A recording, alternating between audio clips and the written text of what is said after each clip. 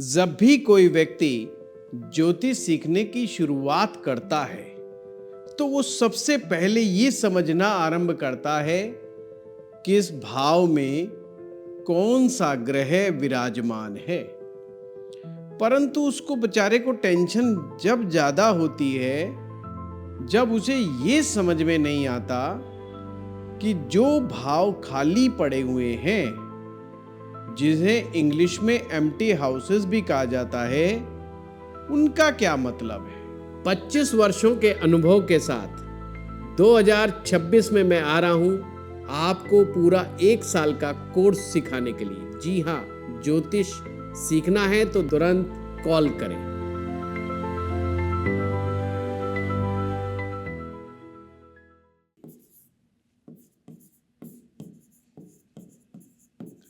एक कुंडली हम लोग बनाते हैं और बना करके समझने का प्रयास करेंगे कि जो है कैसे देखा जाता है। सपोज करो ये एक हम कुंडली बना रहे हैं,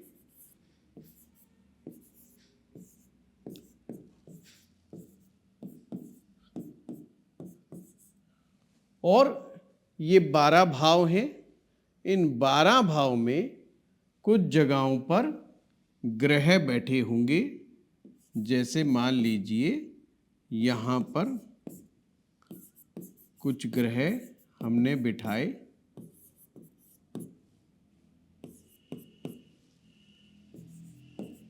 ये मैं हाइपोथेटिकली बना रहा हूँ, इसका कोई किसी डेट ऑफ बर्थ टाइम वगैरह से कोई लिंक नहीं है। अब आप देख रहे हैं कि हमने मैक्सिमम मतलब सारे ग्रहों को कुंडली में स्थापित कर दिया है, पर इनमें से कुछ हाउस ऐसे हैं जो बिल्कुल खाली हैं। जैसे ये वाला हाउस, चतुर्थ, पंचम, छठा, आठवां, ये भाव खाली है, एम्प्टी हाउस। इस कुंडली के हिसाब से 4th house, 5th house, 6th house और 8th हाउस ये खाली हैं। अब आपको अगर इसको वैदिक ज्योतिष के दृष्टिकोण से देखना है तो उसका तरीका क्या बनता है ये मैं आपको समझा देता हूं। जिन भाव में ग्रह विराजमान है उनको तो आप समझते ही हो, पर जो भाव खाली हैं उनको लेकर के जो कन्फ्यूज़न है उसको कैसे क्लियर करना है। जैसे चौथा भाव खाली है तो जो भाव खाली है उस भाव में एक राशि आपको मिलेगी। हर भाव में एक राशि होती है, वैसे ही इसमें राशि है नंबर 4 यानी कि कर्क राशि, और कर्क राशि का स्वामी है चंद्रमा। यानी जब आप चतुर्थ भाव का विश्लेषण करेंगे तो यानी कि चौथे भाव से आने वाली सुख सुविधाएं या इंसान का चौथे भाव से जो जो चीज़ों को लेकर के संबंध बनता है वो देखने का तरीका बनेगा कि चतुर्थ भाव का स्वामी चंद्रमा कुंडली के 11वें भाव में बैठा है। अब इसका अध्ययन करेंगे। जब चतुर्थेश एकादश भाव में बैठा हो तो परिणाम क्या आएगा।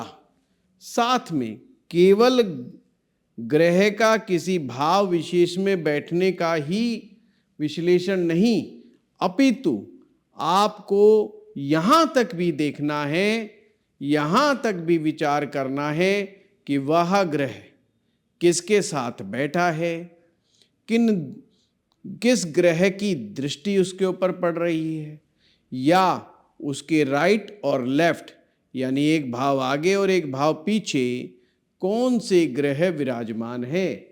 जैसे चंद्रमा के एक तरफ मंगल विराजमान है और एक तरफ शनि विराजमान है, इनके इम्पैक्ट का भी विश्लेषण करना होगा। उन्हीं के आधार पर आपको चतुर्थ भाव से मिलने वाला प्रॉमिस क्या क्या होगा उसका अंदाजा लग जाएगा। फिर आते हैं पंचम भाव। पंचम भाव यानी कि सिंह राशि। सिंह राशि का स्वामी सूर्य है, तो सूरज पहले भाव में बैठा हुआ है बुध के साथ, तो हम कहेंगे पंचम भाव का स्वामी लगन स्थान में बैठा है। तो आपको अध्ययन करना है, जब पंचमेश लगन में जाएगा तो क्या परिणाम होगा, उसके साथ कौन सा ग्रह बैठा है, उस पर किस ग्रह की दृष्टि है, और उसके राइट और लेफ्ट कौन से दो ग्रह विराजमान है या कोई भी नहीं विराजमान है, सबका अध्ययन करना है। तो जो यहाँ से रिजल्ट आएगा, पंचम भाव संतान का, प्रेम का, क्रिएटिविटी का, लव, भक्ति, मंत्र साधना, आपकी आंतरिक प्रतिभा, पब्लिक डीलिंग, बहुत सी चीज़ों का संबंध पंचम भाव से है। आपके पूर्व जन्म के कौन कौन से पुण्य हैं, ये भी पांचवा भाव ही आपको बताएगा। तो ये सब यहाँ से पता चल जाएगा। छठा, तो हम कहेंगे कन्या राशि, बुध ग्रह सेम। अब यहाँ क्या कहेंगे, छठे भाव का स्वामी बुध फर्स्ट हाउस में बैठा है। किसके साथ बैठा है, सूरज के साथ बैठा है।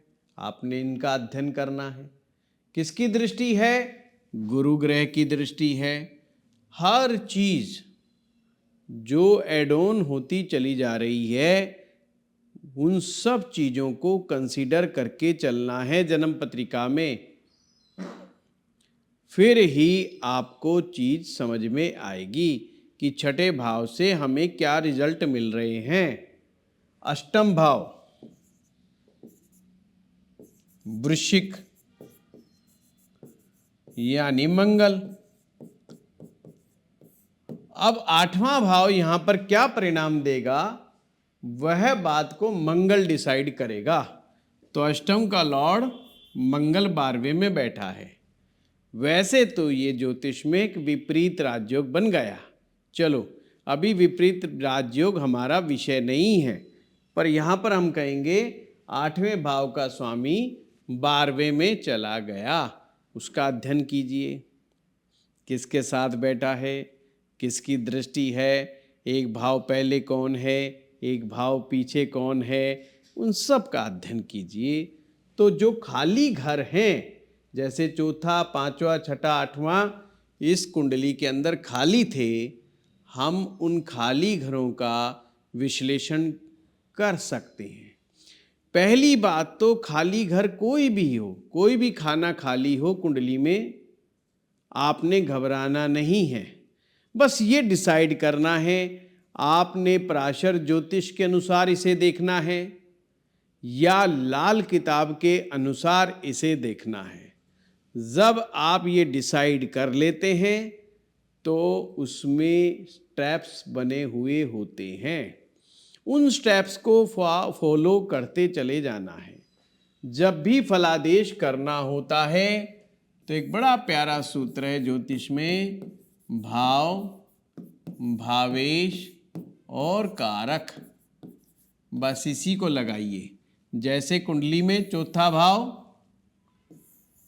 भाव का स्वामी भावेश चंद्रमा हो गया, और कारक, चौथे भाव का कारक वो भी चंद्रमा ही होता है। ठीक है, तो आप इस तरीके से देख सकते हो कि भाव में कौन बैठा है। तो भाव में कोई नहीं बैठा तो चिंता नहीं करना, भावेश को देखो और कारक को देखो, वो बात अलग है कि दोनों एक ही हैं। ये था पराशर ज्योतिष के द्वारा खाली भावों का विश्लेषण करने का तरीका। अब चलते हैं लाल किताब के द्वारा खाली भाव को देखने का तरीका। लाल किताब में कैसे देखते हैं? लाल किताब में जब भी हम लाल किताब कुंडली बनाते हैं तो लाल किताब कुंडली में सभी कुंडलियों को मेष लगन की कुंडली बना लिया जाता है। अभी हमने एक वीडियो बनाया पीछे कि अपनी लगन कुंडली से लाल किताब कुंडली कैसे तैयार की जाती है। आप उस वीडियो को जाकर के पूरी तरह से ज़रूर देखें।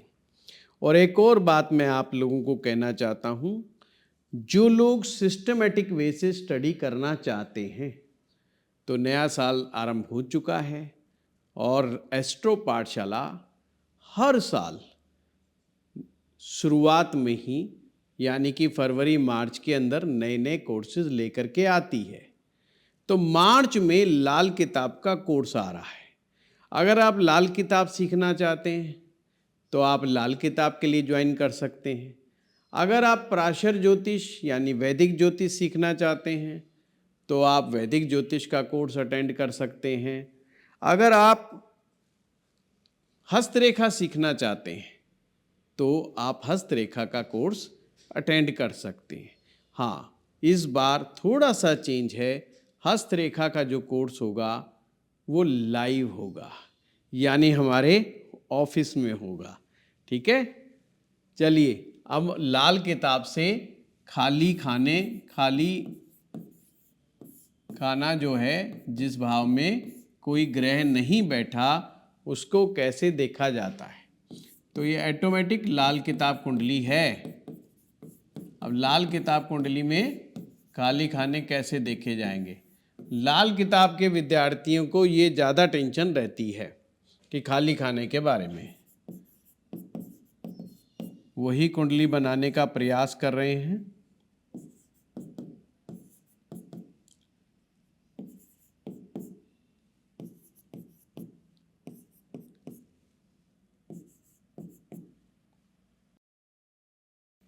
इसमें जैसे चौथा खाना अब खाली है, खाना नंबर 4,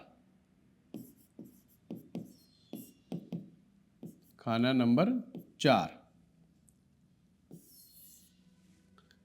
अब ये खाली है, तो लाल किताब में देखने का तरीका क्या है। लाल किताब में चौथा भाव जो है वह केवल और केवल चंद्रमा से उसका संबंध है। इसमें जमीन और मकान का कंसेप्ट होता है, यानी चौथा भाव चंद्रमा की ही जमीन है और चौथे भाव में चंद्रमा ही मालिक है। खाना नंबर 5,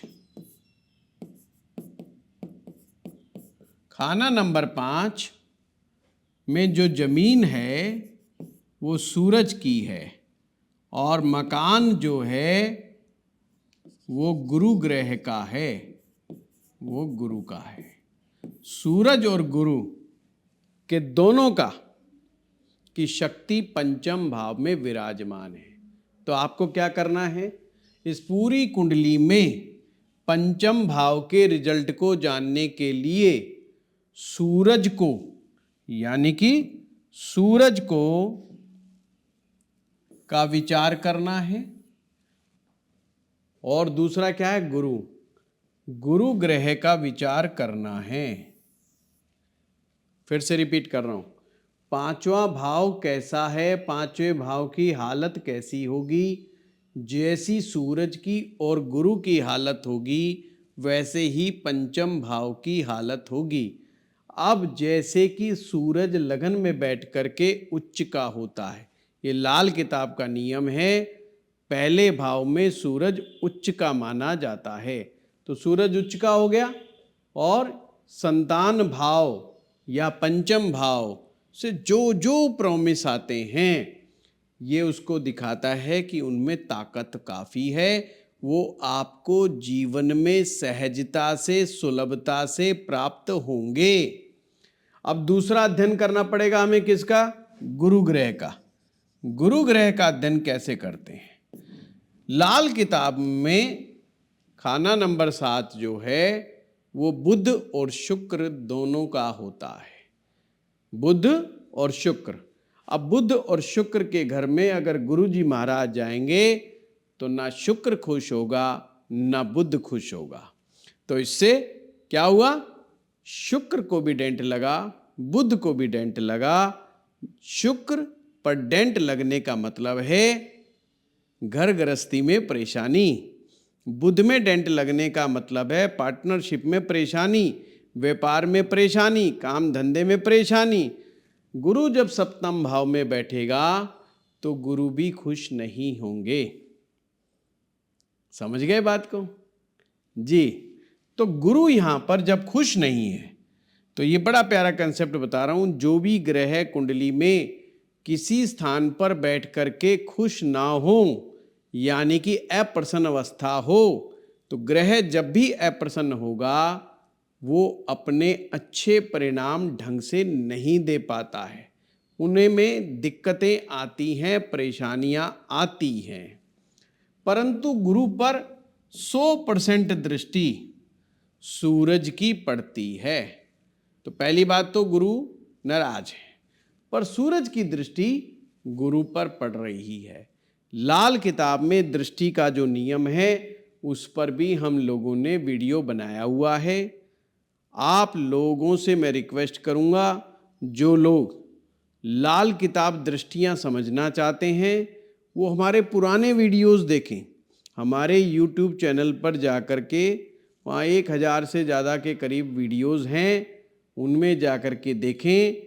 वहाँ पर लाल किताब दृष्टियाँ के 4 से 5 वीडियो हैं, उनको समझें, आपको चीज़ समझ में आ जाएगी। और कैसे फलादेश करते हैं, दृष्टि से क्या चीज़ बनती है, वो सब वहाँ पर डिटेल से समझाया गया है। तो यहाँ पर हमें समझाया कि खाना नंबर 5 सूरज और गुरु का विश्लेषण करेंगे और वहीं से खाना नंबर 5 पता चल जाएगा।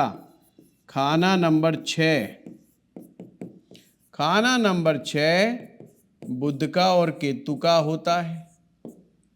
अब बुध और केतु यानी कि कुंडली में जैसे भी हालात बुध के होंगे, लगन पहले भाव में बुध बैठा अच्छा माना जाता है, जैसे भी बुध के हालात होंगे और केतु के हालात होंगे वैसा ही खाना नंबर 6 होगा।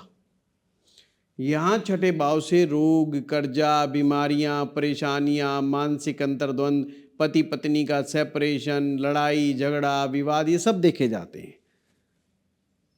यहाँ पर बुध और केतु वेल प्लेस्ड है, तो हम कहेंगे छठे भाव से नेगेटिव रिजल्ट आने के चांसेस कम हो जाएंगे। अब अगला 8वां भाव, खाना नंबर 8, खाना नंबर 8 मंगल और शनि का होता है। यानी कुंडली में आपने अध्ययन करना है मंगल ग्रह का, जो कि कुंडली के 12वें में बैठा हुआ है, इसे अच्छा नहीं माना जाता। और शनि जो कि 10वें में बैठा है, इसे अच्छा माना जाता है। तो एक ग्रह जो अच्छा नहीं होगा, उस भाव से रिलेटेड उसके रिजल्ट अच्छे नहीं आएंगे। यहाँ मंगल जमीन है 8वें भाव में, शनि उस पर बना हुआ मकान है, तो 8वें से शनि से रिलेटेड जो रिजल्ट होंगे वो अष्टम भाव भरपूर मात्रा में देगा।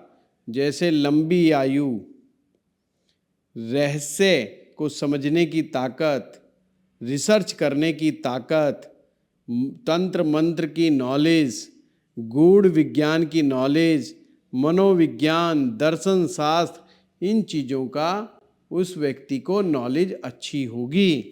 समझे कि नहीं समझे बात?